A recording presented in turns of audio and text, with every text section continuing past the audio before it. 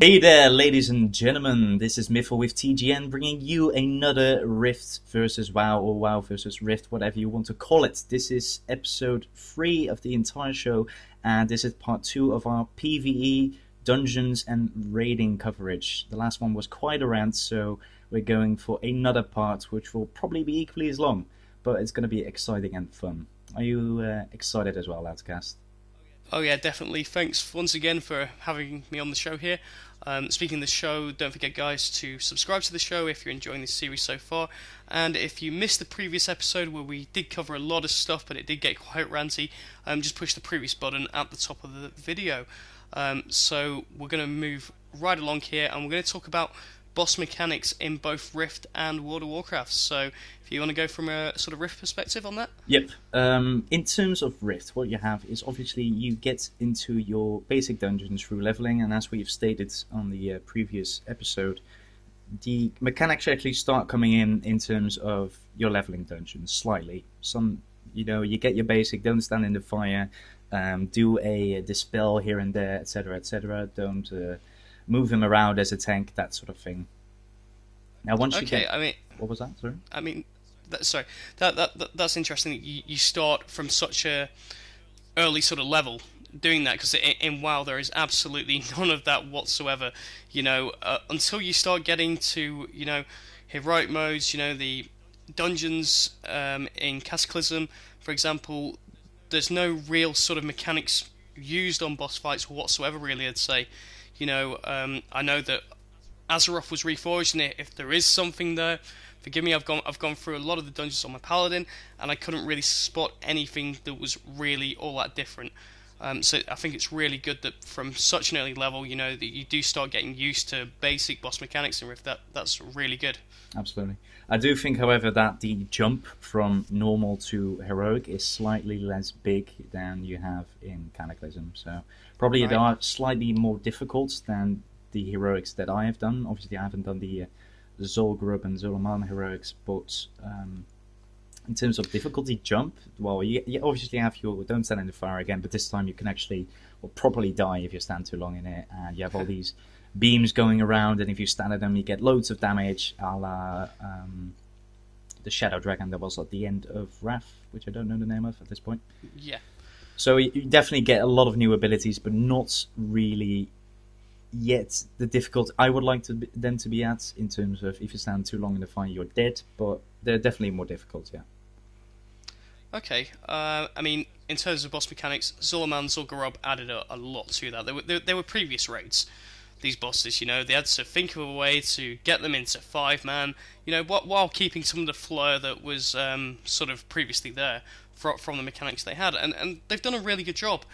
They are tough boss encounters, on quite a few. You have mechanics such as, don't stand in the fire, as you said, a few more things that are interesting like that, such as the Burr boss in Zul'Gurub doing its surge debuff. You get hit by that twice, you die, so you've got to make sure that one person moves out, that sort of thing. Really nicely done, and they are great fun. If everyone knows what they're doing, they're great mechanics. Now, if we go into the idea behind Zul'Aman and Zul'Gurub, was to get people ready for raiding, because to get them used to this sort of thing, because they're going to expect more and some different things, in fact, in raiding. So if we look at Bastion of Twilight, Blackwing Descent, the two big raids that we had last year, you had some really, really cool mechanics in there.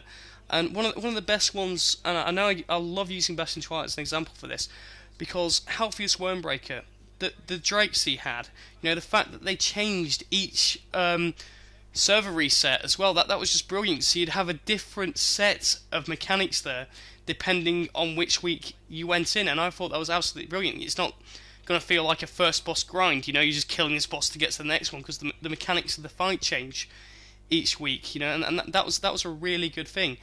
And then if you look at Blackwing Descent, Magmor, the mechanics in that were just awesome with the ads. The fact that all your range DPS, you had to dodge the Pillar of Flame, and then you had to get those ads down. The tank getting eaten, that was great. Then the defense system, the next boss that you go on to, really great fun to sort of do, and they've just put so much effort into raid boss mechanics, I think, in Cataclysm.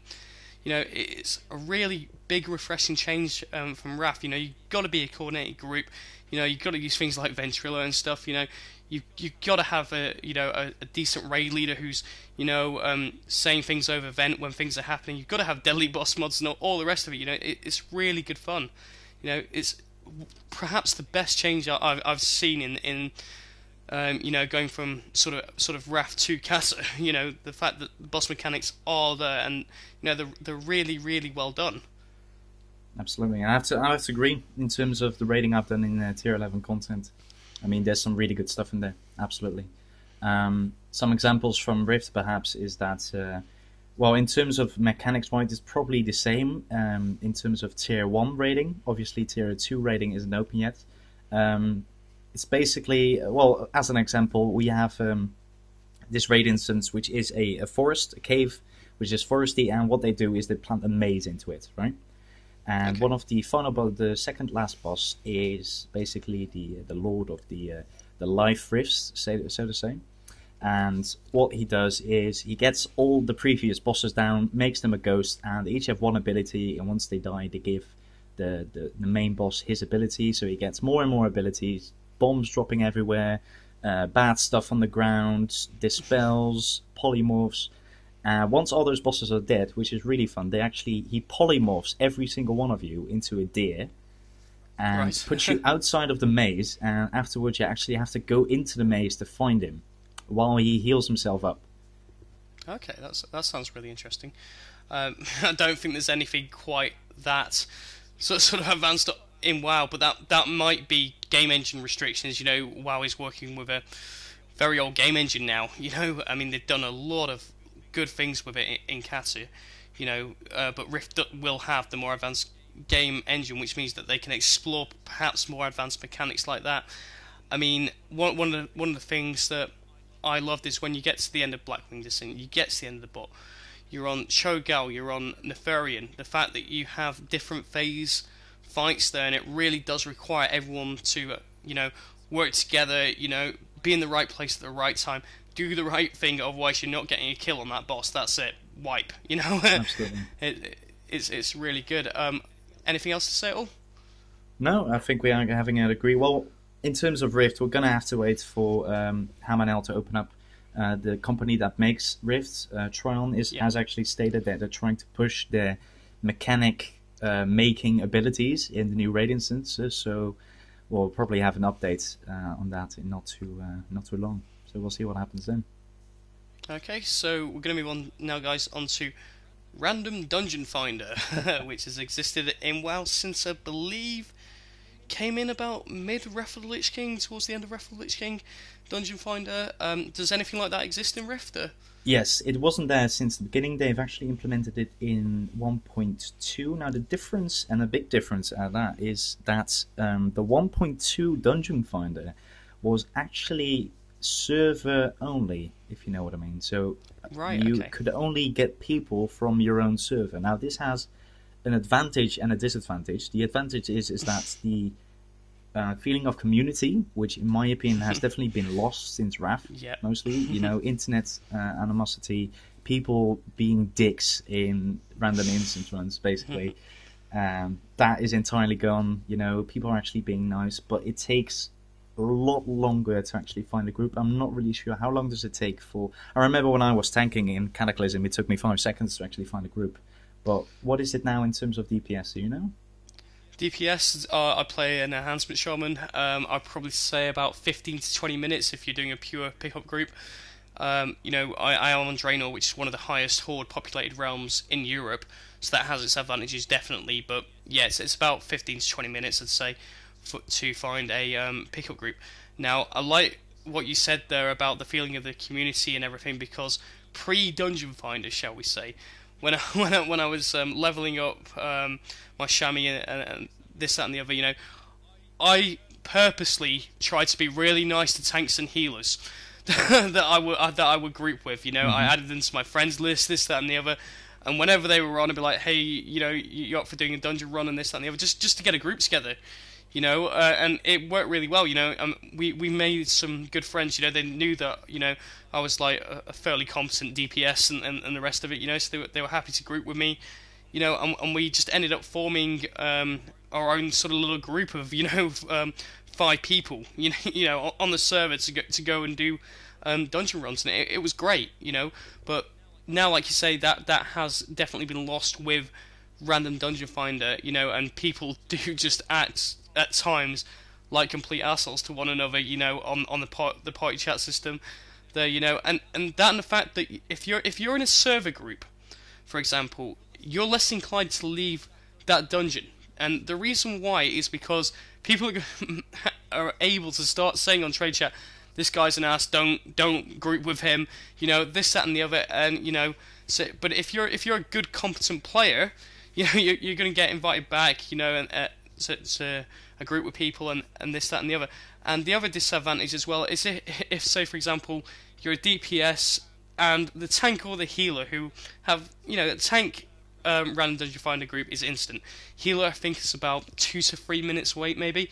If they don't like the way something is going, and it could be something really minor, like one DPS isn't doing over 12k, or something like it gets that silly, and they just leave the group without even warning. Last night, for example, before the reset, we were doing a Zolgarub run, me and a friend. He was tanking, I was DPSing. We had a healer with us going through, and on one of the boss encounters, he just randomly leaves. You wouldn't do that if everyone was from the same server, because, could you imagine the rage on trade chat? Don't group with this guy. He randomly leaves, and this, that, and the other. And that is something very negative that has come from the random dungeon finder. I mean, it's absolutely brilliant that, you can get groups quicker, this, that, and the other, but before Dungeon Finder came about, we did have our methods of getting groups. Absolutely.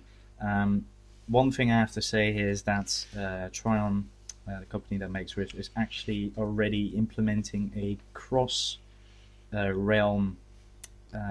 random dungeon finder, which I'm very sad about personally, because if I use the dungeon finder in my own realm, which is probably, well, I must say one of the most populated realms which is there, but I found a lot of friends, I found a lot of nice people, and I don't want the assholery of WoW to actually come into it. There is one thing, probably, if you're a DPS and you're 50 and you want to run a dungeon at peak time, it's probably going to take you about 30 to 40 minutes. The tank is probably going to take you 5 or so that's not too much of a point. But it's just people, I don't really understand why people would want because there's been so many complaints of people not being able to find a group. Here's my tip to you people: find a guild, be social, find friends. It's not really too difficult to actually find a group, especially if you go tanking or healing. Try it out. It really isn't that hard. So yeah, it really pisses me off in that regard, which might be a bit opinionated, but wow, that's my 2 cents right there. Yeah, definitely. I completely agree with you. And one of the things I was going to mention was Blizzard's response to people saying, people are, just randomly leaving and this, that, and the other and stuff was, well, you should join a guild then, and that way you can group with your guild and stuff. But then in 4.1, they added Satchel of Exotic Mysteries for classes that weren't, roles which weren't that much favoured in the Dungeon Finder queue, which is going to be tanks, obviously. They're going to be the ones that obviously get it. So it's setting a bit of a sort of double standard there. They're saying, well, maybe you should do it in guilds, but we want people to keep on using random Dungeon Finders, so we're going to add this additional reward to the roles which are less represented, and I was like, huh? I mean, at the minute on my tank, I'm doing quite a few pickup groups just because I want a mount from the Satchel of Exotic Mysteries. Normally I'd just get a guild group straight away. We'd run Zul'Aman Zul'Gurub in about 20 to 30 minutes, and it's just a headache. I'm starting to think now, is this mount really worth it? How much do I want this mount just to go through this amount of stress? Yeah. I'm going to call it, because it's not fun. Zul'Aman and Zul'Gurub now got to the point where you just want to get through them as quickly as possible with no headaches or anything. And then when you have people randomly leaving, or one DPS who thinks he's like God's gift, you know, who was running forward, pulling all the mobs and this, that, and the other.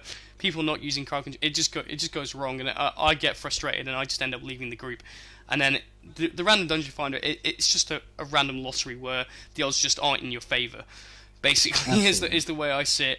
And if you're in a bad group, you know, there's no reason for you to stick through it unless you want to. I mean, I've got the advantage that I am a tank, so if I re-queue, you know, I'm gonna get instantly put into a group, you know. But there's no point sticking around in a group when you can sort of see it going badly. I think that's my, again, very opinionated opinion on it. You know, I don't have the time, basically. You know, I can tell pretty much from the first boss encounter, the second boss encounter, if we're wiping there's no way we're going to do the rest of the content in this heroic. It's going to end up just being about a 3-hour run. I mean, I did actually stick one out a few nights ago, just because I needed my points cap, and that took 2 hours. And I was just like, what? Because no one understood the last boss. You know, and in craziness in Zul'Gurub, no one understood how it was just a really bad group. But yeah, I needed the cap, and I thought, well, I may as well stay. We're at the last boss now, and we wiped on the last boss for about an hour, I think it was. But yeah, sorry, I was getting very ranty there, because random dungeon finder it's something that I love and it's something that I hate.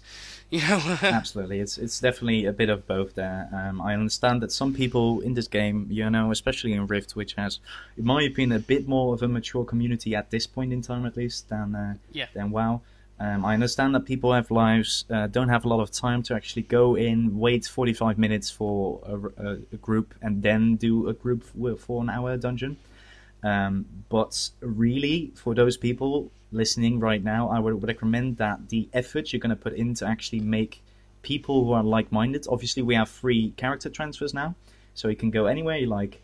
I think the effort you require to actually find people that are like-minded, don't have a lot of time, can log on at the same exact time as you, is less than going for a cross realm dungeon finder, because it will give you headaches. It really will give you headaches.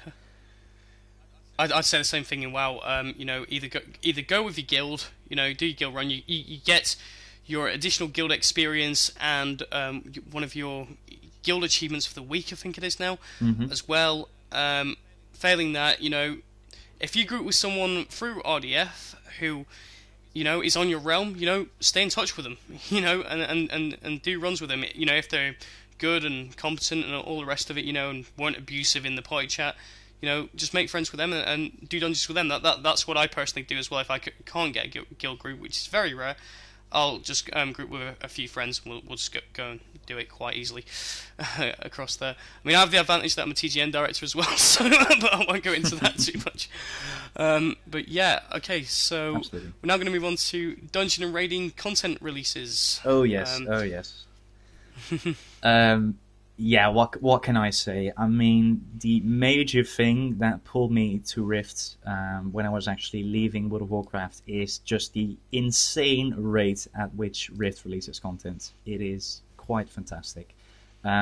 So far, one raid per month. Wow. With roughly, say, 5 bosses per raid. Awesome. And obviously the latest one is going to have 10 of them. 10 bosses, so that is just an amazing rate, and along with that, obviously many other updates, free character transfers, just a lot of content coming out along with these raids, so I can't complain at this point. Well, see, here is where, wow, when they release content, it's good. You know, I can always say that, you know, for the most part, there is a good to excellent sort of standard of content there. You know, patch 4.1, when that was coming out, though, a lot of people were expecting Firelands to come out as the new raid instance. Yep. You look at the amount of guilds that have done all normal mode raid, you know, quite a lot. You know, quite a lot on 11 or 12, 10 or 12, or whatever. You know, and that people were really expecting Firelands is going to come out patch 4.1. What actually happened was we got Zul'Aman and Zul'Gurub, you know, the new tier of heroics. Blizzard's response to this was that they said that not enough people have cleared hard mode of the last tier raiding.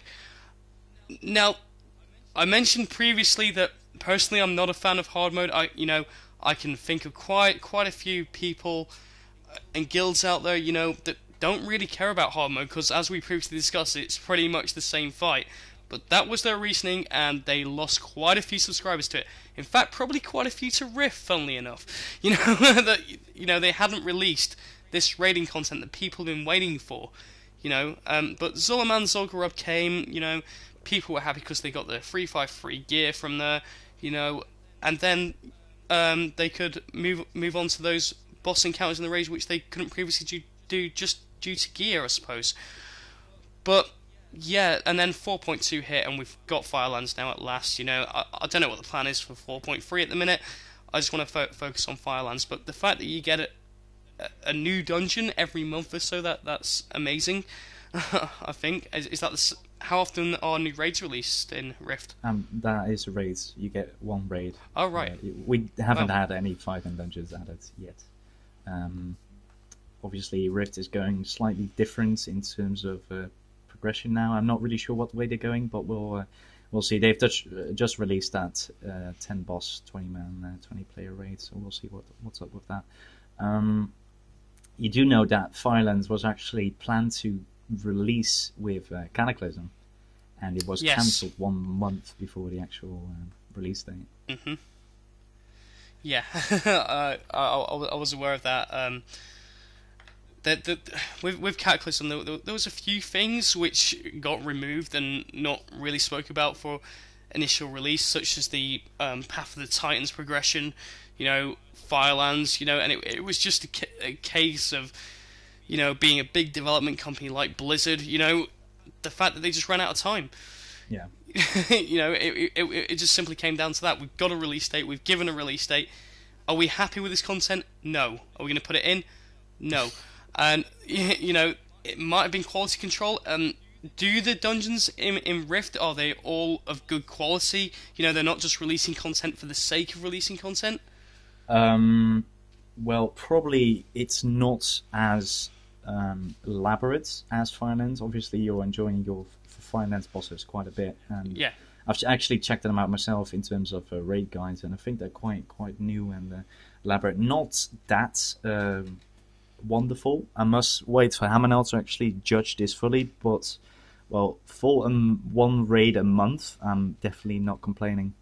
Not to the slightest. No. So, this problem I'm having with Blizzard at the moment is that, say Blizzard has 11 million subscribers, right? Yeah. And Tron probably has, say, 1 million, a bit less, a bit more. I'm not really sure. They haven't released exact figures on that one. How is it possible that a game with 11 million subscribers, so 11 times more money than another game, has this slow of a release rate? Are they? Where are the developers? I don't know, to be quite honest, but I think it's also to do with the fact that they want to keep people interested, so they do have this slower release of content, and they do want people to see all the previous content, whether they like it or not. You're going to do 12 or 12 hard mode, says Blizzard. Yeah. It's a bit like that, really. It's like, well, no, I don't want to. But yeah, you're completely right. I mean, content should be released perhaps a bit more often. But to be fair, in Wrath, they pushed out Trial of the Crusader, really pushed that out, and a lot of people didn't like it at all. Mm-hmm. The 5-man dungeon, the 5-man heroic, the 10-man raid, the 25-man raid, and the hard modes of that as well. A lot of people just didn't like it because they thought, this is just too easy, and it doesn't make an awful lot of sense. You're here, you're fighting these bosses in this arena, with people around you, and I know we're going to cover lore and stuff at one point, but one of the really weird things about that was that Thrall was sat in the audience, but yet he's also stood in Orgrimmar. How can he be 2 places at once? Yeah. This makes no sense. But yeah, that's probably one of the reasons why, But I don't actually have a real sort of honest answer to that. Yes, perhaps they could release content a bit more, and we're running low on time again, so do you want to quickly move on to achievements? Let's jump into achievements. Yeah. Yep. Okay, achievements, you get your basic ones in WoW for completing dungeon, completing heroic. You know, you get your ones for your raiding, killing boss, X, Y, Z, and then you get your full achievement, for doing that set. Now, the interesting one is to keep the game interesting here. You have all these little achievements for doing certain things during heroic boss encounters. They first introduced this into Wrath, and it's there in Cataclysm. Is there something similar to that in Rift at all? Yeah, it's basically the same. The only thing I found that is different, which I like personally, is that you have this achievement. Well, it's only for expert dungeons at this point, but you have to clear the dungeon in a certain amount of time, which is what I like. But other than that, it's roughly the same. It's also in raids. You have kill boss XYZ, and then you have one achievement per boss, mostly one or two achievements, or for killing boss X without letting this ability hit you that many times. It's about the same as WoW.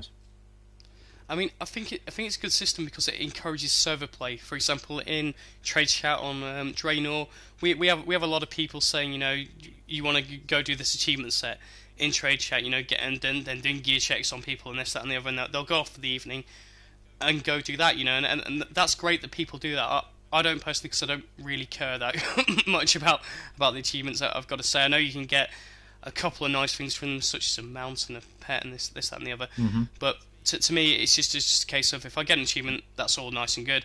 If I don't, I'm not going to worry about it too much. It's not affecting my gear at all. It's not really affecting, my playstyle or anything like that. But the other thing that achievements are used for is when people are, pick up grouping raids, and they started to pick up group the last tier of content now, because it's been nerfed, such as doing Blackwing Descent and such, and people will ask, what's your item level and link your achievement, and that's a good system because that gives you an instant sort of feel for the person that you're going to be doing the group with, and if they've only done 1 of 4 bosses in Blackwing Descent and you're planning on clearing all 4, you're probably not going to group with them. Because they haven't got the experience there, and you just want to rush through this as quickly as possible. That's the plan on it anyway. So yeah, from that sort of standpoint, it's good that the achievements are there for raiding and PVE to give people a reference. But it doesn't really bother me too much. Other than that, really. Absolutely. I have an idea. Shall we do another part on this to actually talk about the raiding guild social thing? Yeah, sure. Why not? Because we're at 27 minutes now. Yeah. And that will be a short little video, which is the last thing we want to cover on raiding guilds. So, guys, please put your comments below. Thumb up this video if you liked it, and please subscribe to the show. Thanks for watching, guys. Bye. See you around.